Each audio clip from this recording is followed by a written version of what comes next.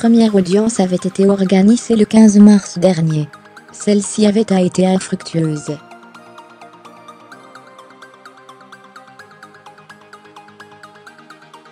Vendredi 30 mars 2018, les avocats de Laetitia Hallyday, et ceux de David et Laura Smay, ont été réunis une seconde fois face à la justice, pour tenter de résoudre certains des problèmes liés à l'héritage de Johnny Hallyday.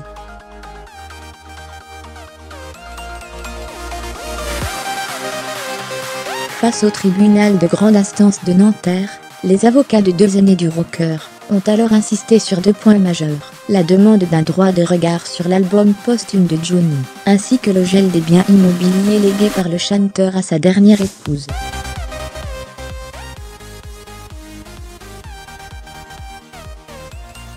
Concernant l'ultime projet musical de Johnny Hallyday, ses enfants estiment qu'étant donné que l'album n'a pas été achevé avant sa mort, il est de leur droit de vérifier que personne n'a profondément altéré son œuvre suite à sa disparition.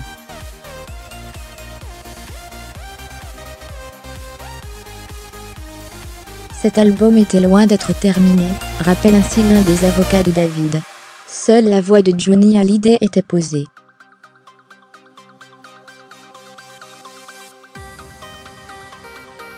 Face aux avocats des enfants de la star, celui de Laetitia Hallyday se montre on ne peut plus clair. Sa cliente refuse de faire écouter l'œuvre à ses beaux enfants.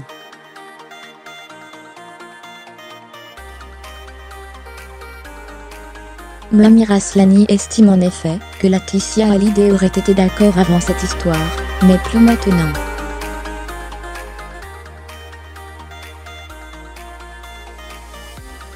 La guerre de succession autour du patrimoine de son époux l'aurait profondément marqué.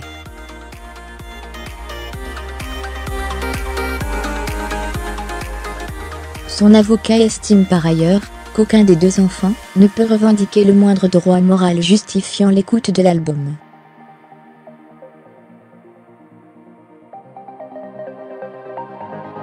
Ce droit moral n'existe pas, assure Moamir Aslani, ni pour David, ni pour Laura.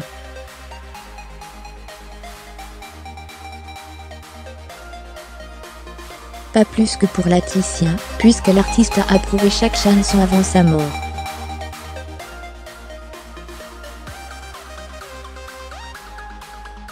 Une déclaration rapidement étayée par l'avocat de la maison de disques Warner, Eric Lavoe, qui indique au sujet de l'opus que la production a commencé en mars 2017 et Johnny Hallyday a validé l'ensemble des compositions musicales qui figurent sur l'album.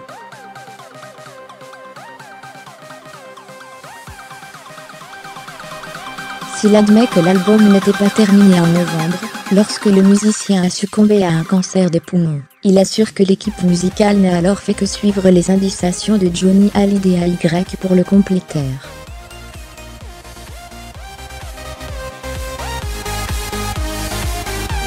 Loin d'accéder aux demandes de David Hallyday et de Laura Smay, Warner refuse donc de faire écouter le projet, espérant ainsi fermer les guillemets et garder la confidentialité sur l'ensemble des enregistrements de l'album.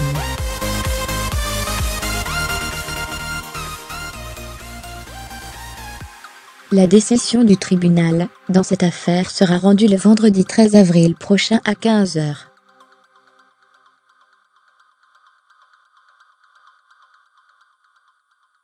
Crédit photo, Abaka.